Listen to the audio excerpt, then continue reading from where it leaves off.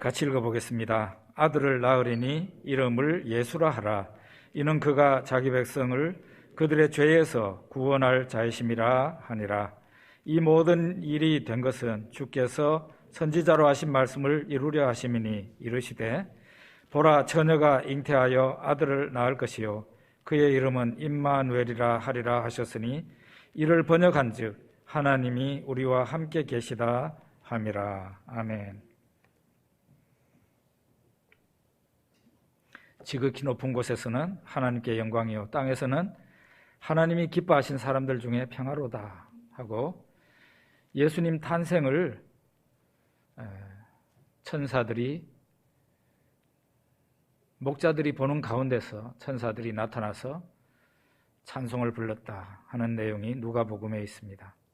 예수님 탄생은 하늘에 계시는 하나님께 영광이 되고 하나님이 기뻐하시는 이 세상의 사람들, 이 세상 사람들 모두가 아니고 하나님이 기뻐하시는 사람이라고 이렇게 국한해 놓고 있어요. 그 사람들에게 샬롬이다 이렇게 말하고 있습니다. 정말 성탄절은 우리 하나님의 선택을 받아서 하나님의 자녀가 된 사람들, 또 아직은 하나님 앞에 돌아오지는 못했지만 하나님이 구원하시기로 작정하신 그런 사람들이 있습니다. 아직 태어나지 않은 사람들도 있습니다. 오늘 유아세례 받은 신체아 아기까지도 다 포함이 되죠. 이런 사람들에게 하나님이 기뻐하시는 사람들 중에 샬롬이다, 평안이다 그렇게 천사가 말을 했습니다. 자, 그러면은 2000년 전 예수님이 오셨을 때 그때 성탄절이 사람들에게 기쁘고 감사한 그런 날인데 하나님에게도 2000년 전 그 성탄절이 기쁘고 즐거운 날이었을까? 아마 그렇지 않았을 겁니다. 천사들에게 찬송이고 구원함을 입는 사람들한테 기쁜 소식이었지만 정작 하나님에게는 그리고 예수님에게는 그날이 비장한 날이고 의미심장한 날이었을 거라고 생각이 됩니다. 이 세상에 하나님이 오시기 전에 이 세상에 살고 있는 사람들의 상태가 어땠습니까? 마치 흉악한 인신매매범에게 잡혀있는 어린아이 같은 신세였었다 그렇게 말할 수 있을 것 같아요. 그 흉악범의 손에, 인신매매범의 손에 이 아이가 언제 죽을지 모르는 거죠.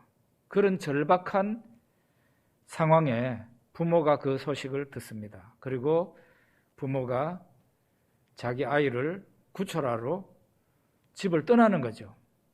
하나님의 마음이 바로 그런 마음이 아니었을까, 성탄절에. 그러니까 성탄절은 택함을 받은 사람들에게 기쁜 날이기는 하지만 성삼위 하나님에게는 비장한 날이었을 것이다. 2000년 전에 그랬을 거라는 거예요. 그러면 지금은 어떻게 했습니까? 예수님께서 이 세상에 오셔서 십자가까지 성탄절이 지나고 30년 후에 예수님은 3년 동안 공생의 사역을 끝내시고 마지막에 십자가에서 죽으십니다. 그리고 부활하십니다. 그리고 40일 후에 승천하십니다.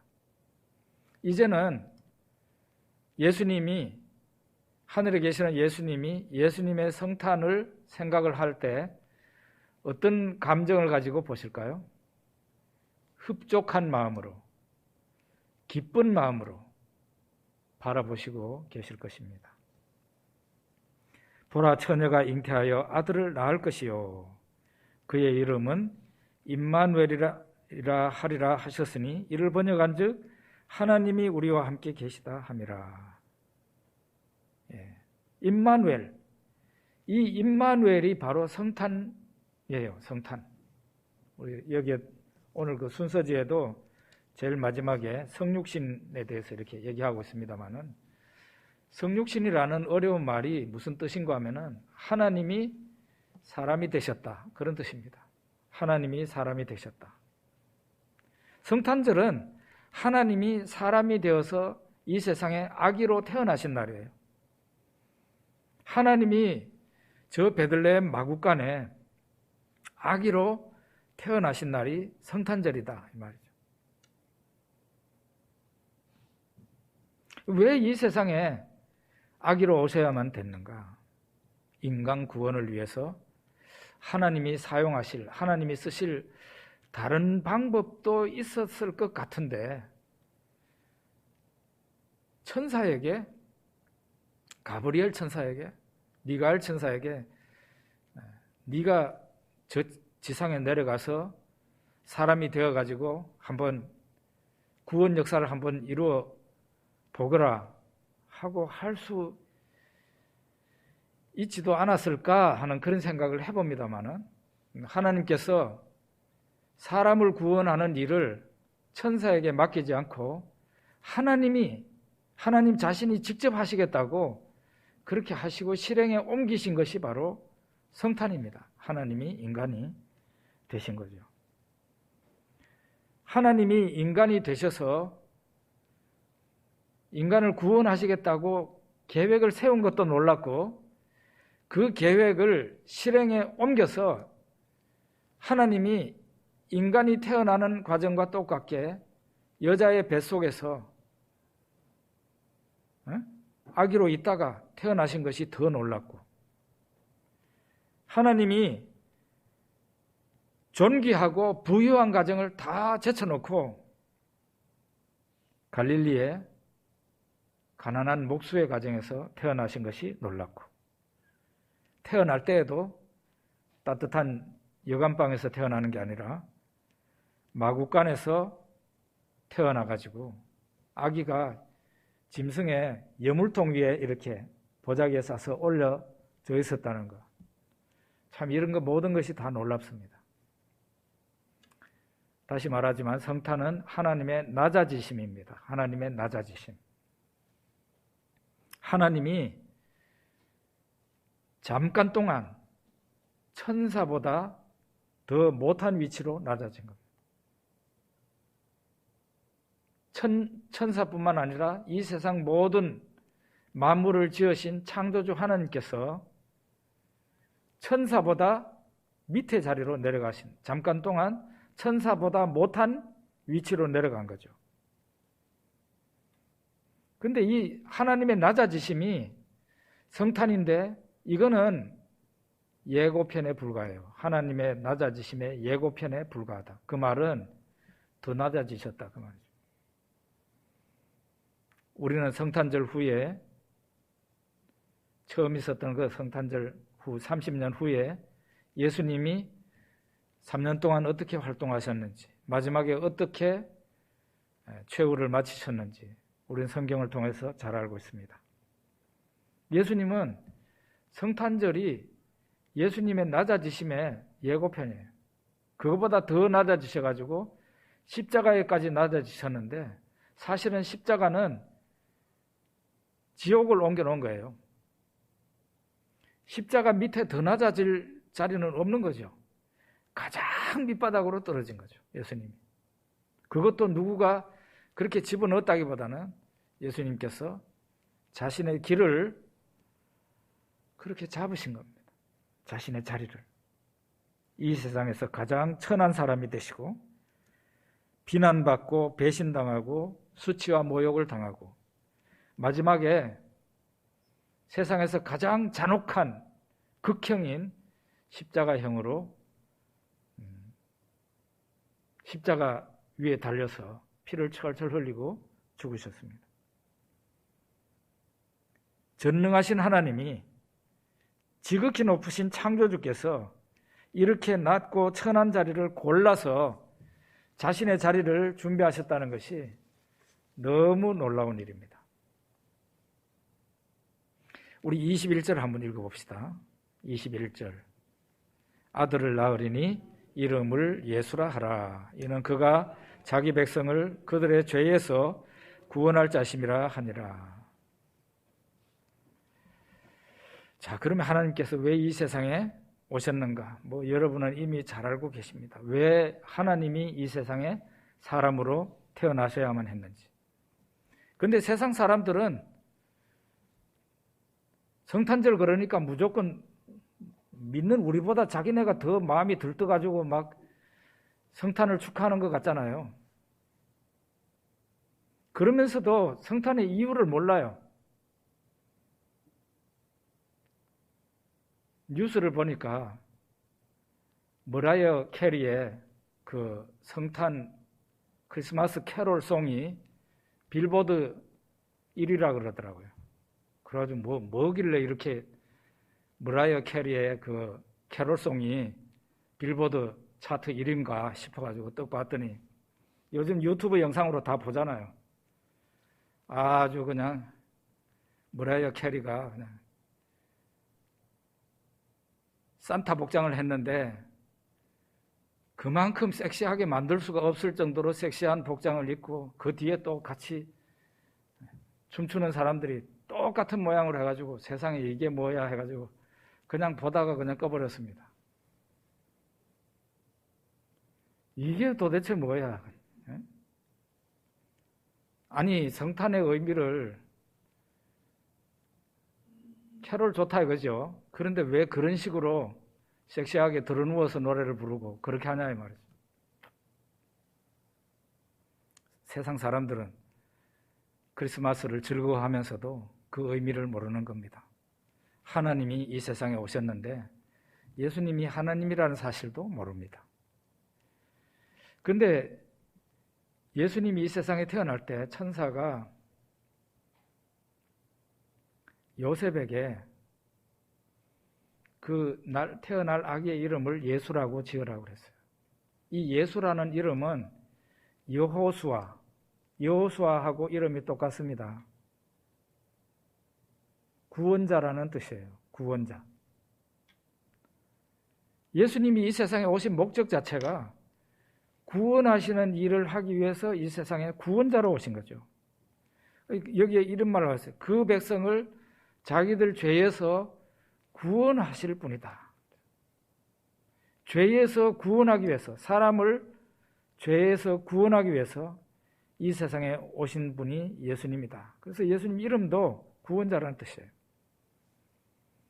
하나님이 사람이 되셔야 될 이유가 바로 여기에 있는데 그것은 죄인들을 의인들로 바꾸어 놓기 위해서 이 세상에 사람으로 오신 것입니다. 자, 로마서 5장 19절을 한번 읽어봅시다. 한 사람이 순종하지 아니함으로 많은 사람이 죄인 된 것 같이 한 사람이 순종하심으로 많은 사람이 의인이 되리라. 하나님이 사람이 되셔야 될 이유가 여기에 나와 있어요. 여러분, 우리가 어떻게 해서 죄인이 됐죠? 성경이 가르치는 바는 아담 한 사람의 범죄로 인해서 우리가 다 죄인이 되고 아담 한 사람만 죄인이 된 게 아니라 우리 모두가 다 죄인이 되고 멸망이 우리 모든 사람들에게 이르렀다. 그게 성경에서 말하고 있는 거예요. 우리가 왜 죄인이 되었느냐? 우리는 아담 안에 있었기 때문에, 인류는 아담 안에 있었기 때문에 죄인이 된 거예요. 이와 동일한 원리로 구원이 이루어집니다. 사람이 죄인이 된 원리하고 사람이 의인이 되고 구원을 받는 원리가 똑같습니다. 아담 한 사람 안에 이 인류가 있었기 때문에 아담이 죄를 지을 때 똑같이 죄인이 됐어요. 멸망을 받게 됐어요. 마찬가지로 예수 그리스도 한 사람으로 인해서 우리는 의인이 되고 구원을 받게 됩니다. 아담 안에 모든 사람들이 있었던 것처럼 우리가 믿음으로 예수 안에 있기만 하면, 예수 안에 들어가기만 하면 우리는 예수님의 의가 우리의 의가 되고 우리는 구원을 받는 사람이 된다. 그런 얘기입니다. 이런 원리를 이루기 위해서 하나님이 사람이 되셔야만 했던 거예요. 사람이 되셔야만 했던 거예요. 자, 그러면 우리가 어떻게 예수 안에 들어가게 되는가? 그것은 믿음이라는 것을 통해서 우리가 예수님을 믿을 때 예수 안에 들어가게 됩니다. 믿음이라는 것이 참 묘합니다. 그게 뭔가 하면은 이거는 뭐 예수님을 믿는 거나 불교를 믿는 거나 마호메트를 믿는 거나 또 일반 미신을 믿는 거나 믿음이라는 것은요, 믿는 자와 믿는 대상을 하나가 되게 만듭니다. 통합시키는 거예요. 통합시키는. 우리가 예수님을 믿으면은 예수님과 하나가 되는 거예요. 다른 말로 하면 우리가 예수님 안에 들어가게 되는 거예요. 불교 신자들은 어떻게 되는 거예요? 그들이 석가모니를 믿는다면은 그들 자신이 석가모니 안에 들어가는 거죠. 믿음이라는 게 그런 거예요.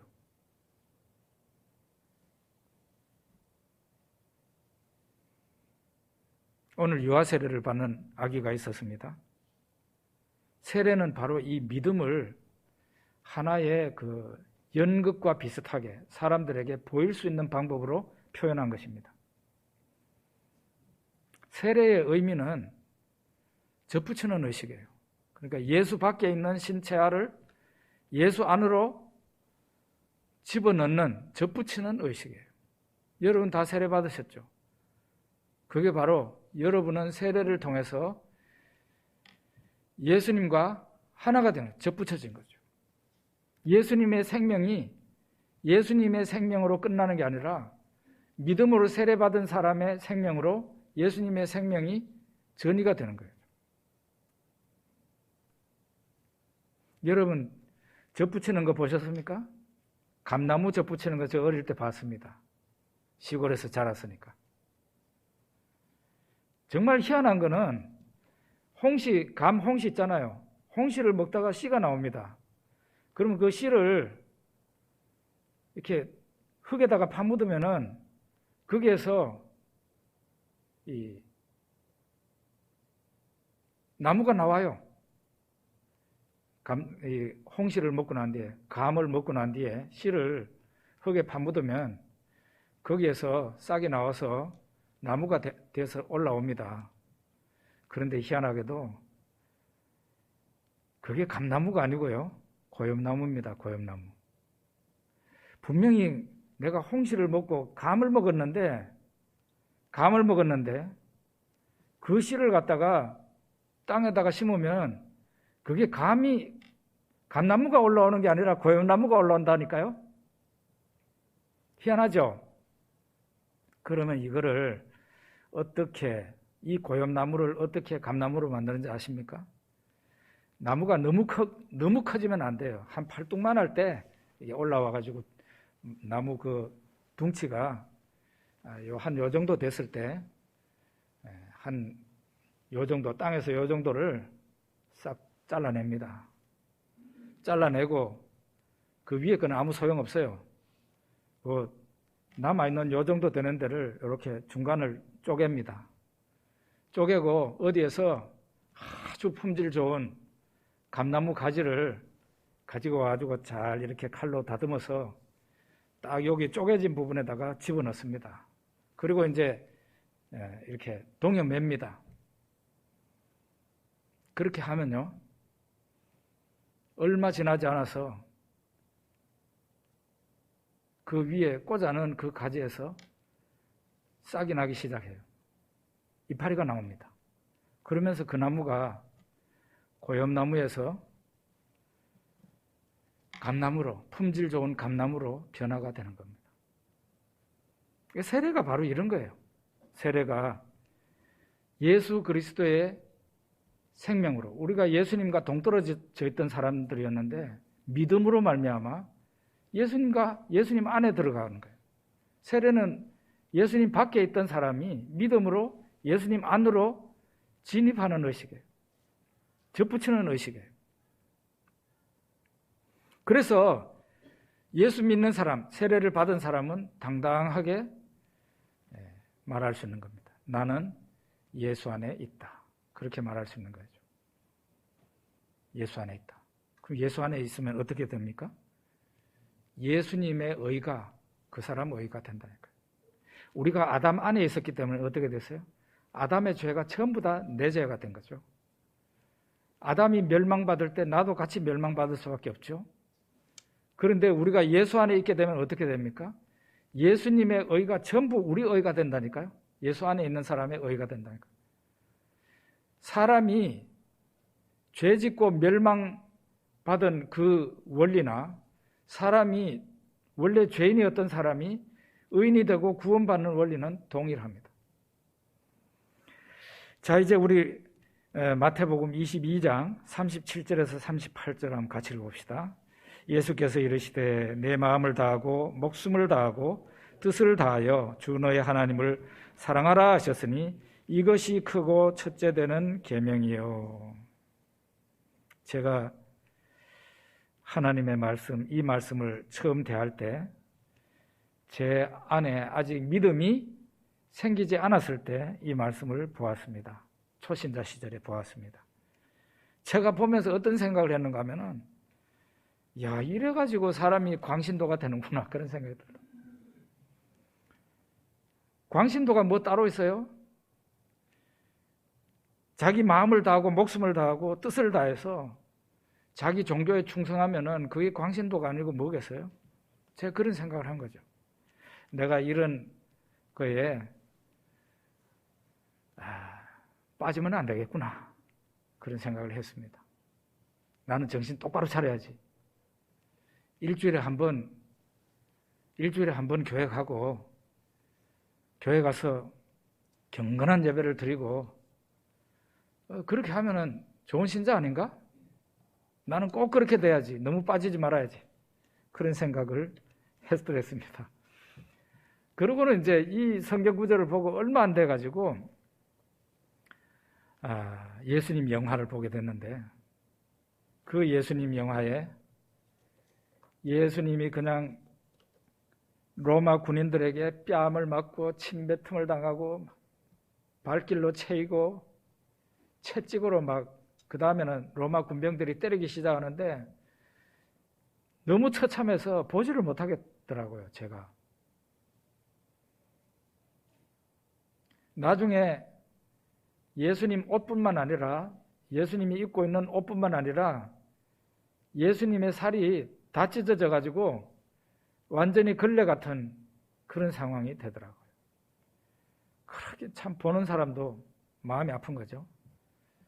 그런데 그 다음날 되었을 때 로마 군인들이 예수님에게 어마어마하게 큰 십자가를 지어가지고 예루살렘 성 밖으로 끌고 나가는 거예요. 예수님이 너무 그냥 채찍을 많이 맞아가지고 힘이 없죠. 그러니까 십자가를 진 채 쓰러지더라고, 영화 속에서. 그러니까 또 로마 군인들 와가지고 발길로 차고 채찍으로 때리고 그러니까 예수님이 간신히 일어나고 그러다가 또 쓰러지고. 제가 그것을 보게 되었습니다. 저는 그때 하나님의 음성이 저한테 오고 있었거든요. 너는 내가 원하는 길로 가야 된다.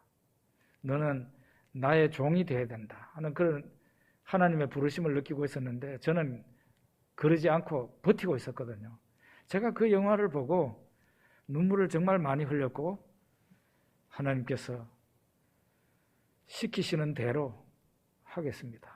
제가 그렇게 고백을 했어요. 그게 뭔가 하면은 저는 그 영화에서 하나님의 헌신을 봤습니다. 하나님이 이 세상에 오셔서 나를 위해서 하나님의 마음을 다하고 하나님의 목숨을 다 바치고 하나님의 뜻과 계획을 다 바쳐서 저를 사랑하신 것을 봤습니다.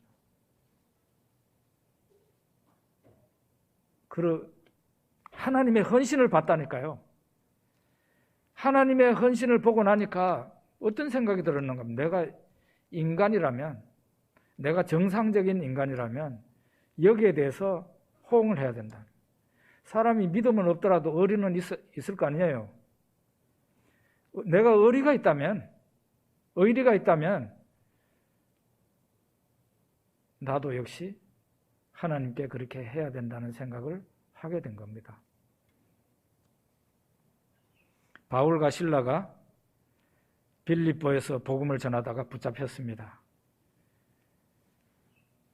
말하자면 그 지방 당국에 붙잡힌 거죠. 그래가지고 매를 많이 맞았어요. 그리고 지하 감옥에 갇혔습니다. 근데 성경에 보면은 그 바울과 실라는 감옥에서 야심한 밤이 되도록 찬송을 불렀다 돼 있어요. 그 정도가 되면은 하나님께 원망하고 그냥 뭐 주의 종이고 뭐고 다 사표내고 집으로 돌아가야 되지 않겠어요? 예수님 복음 전하다가 그런 험한 꼴 당했으니까 하나님 원망하고 도망가도 하나님 아무 말도 못 하실 것 같잖아요. 그런데 그들은 어떻게 했습니까? 그 이방 땅에 와서 예수님을 전하다가 엄청 매를 많이 맞고 지하 토굴에 갇혔는데 그 토굴에 갇혀서 그들이 한 일은 하나님께 하나님을 찬송한 거예요. 무엇이 이들로 하여금 이처럼 예수에게 미치게 만들었는가? 무엇이 사람을 이렇게 만들었는가? 바울과 실라가 이렇게 되도록 만들었는가? 그건 하나님의 헌신이에요. 하나님이 그들에게 그렇게 하셨다고 믿기 때문에 그렇게 하신 겁니다. 한 겁니다. 여러분들에게 묻습니다. 여러분은 밤송이를 이렇게 쫙 깔아놓고 양말 벗고 신발 벗고 양말 벗고 맨발로 밤송이 위를 걸어가라 그러면 걸어갈 수 있겠습니까? 그런데 우리 한국교회가 낳은 위대한 주기철 목사님, 그분은 밤송이가 아니라 대못을 거꾸로 총총히 박아놓은 거기를 일본 순사가 보는 앞에서 맨발로 걸어갔습니다. 무엇이 사람을 이렇게 만들었는가?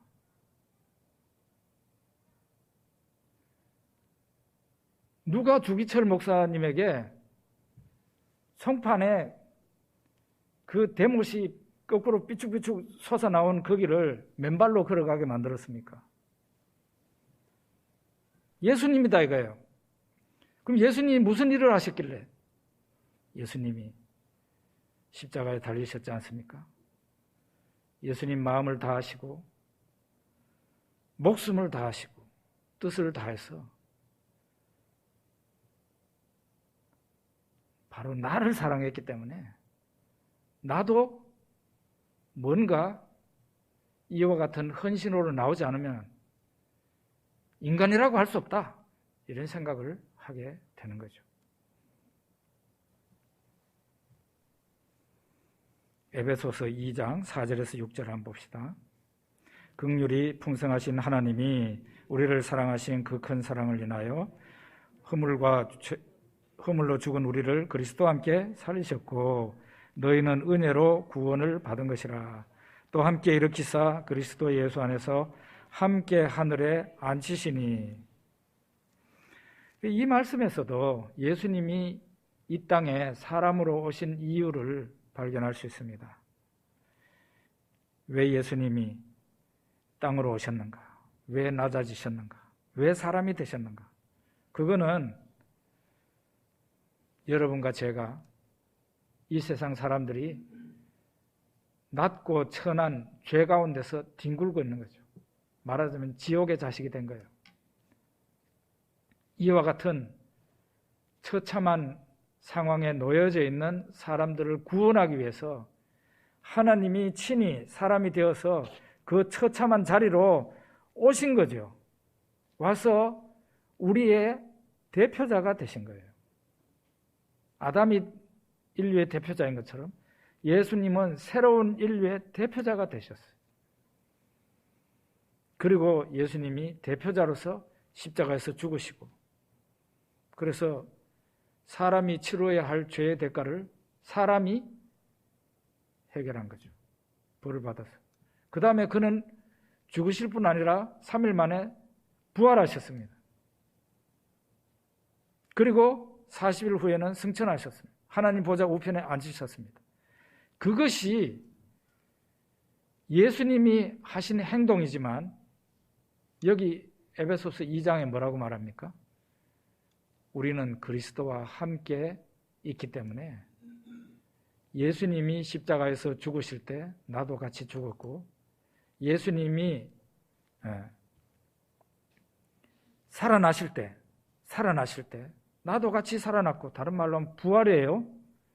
예수님의 부활은 예수님의 부활로만 그치지 않고 바로 여기에 예수를 믿고 있는 지금 현재 여러분과 저의 부활이 일어났다고 말을 합니다. 일어났다. 여러분과 저는 부활한 사람들이에요. 또 하나는 함께 일으키사 그리스도 예수 안에서 함께 하늘에 앉히시니, 이렇게. 심지어는 여러분과 제가 하늘에 예수님과 함께 앉아 있다고, 지금 현재 앉혀졌다고 말하고 있어요. 미래형이 아닙니다. 이미 일어난 일입니다. 예수님이 하나님 보좌 우편에 앉으실 때 여러분과 저도 예수 안에 있는 사람이기 때문에 이미 거기에 앉아 있는 거예요. 심지어는 우리가 태어나기 전에 일어난 일인데도 우리는 이미 거기에 올라가서 예수님과 한 자리에서 영광스러운 자리에 앉아 있는 겁니다. 지금 현재 우리에게 그런 일이 일어난 거예요. 얼마나 감사하고 기쁜 일입니까? 예수님이 왜 이 세상에 오셨을까? 하나님이 왜 사람이 되어서 낮은 자리로 오셨는가? 그거는 낮은 자리에 있는 우리를 일으켜서 저 하늘로까지 높이시려고, 우리를 높이시려고 이 세상에 낮은 곳으로 오신 겁니다. 성탄절이 있었기 때문에 우리는 이미 죄인이 아니고 의인이 되었습니다. 우리는 지옥의 자식이었는데 천국의 자식이 되었습니다. 우리는 누가 뭐라 그래도 하나님이 인정하시는 하나님의 자녀가 된 겁니다. 저 하늘나라를 상속받는 그런 사람들이 되었습니다. 이제 아직까지는 하나님이 우리에게 주신 영광이 분명히 우리들에게 와 있는데도 이 영광이 아직도 감추어져 있습니다. 우리 안에 이미 영광이 들어왔어요. 이 영광이 부활체로 나타나게 될 때는 예수님 재림하실 때죠. 그때가 되면은 우리 모두가 우리 자신이 입은 그 영광이 얼마나 대단한 것인지, 하나님 자녀로서 받은 그 영광이 얼마나 대단한 것인지 알게 되고 놀라게 될 겁니다. 예수님의 성탄은 하나님의 오심이에요. 다른 말로 하나님의 낮아지심이에요. 하나님이 왜 그 영광을 버리시고 낮아지셨는가? 낮고 천한 여러분과 저를 하늘로까지 높이시려고 이 세상에 오신 겁니다. 그래서 성탄절이 기쁜 날이죠. 성탄절은 섹시한 춤이나 추구하는 그런 날이 아니에요. 너무 거룩하고 아름답고 영광스러운 날이에요. 여러분과 저를 변화시킨 날입니다. 기도하겠습니다.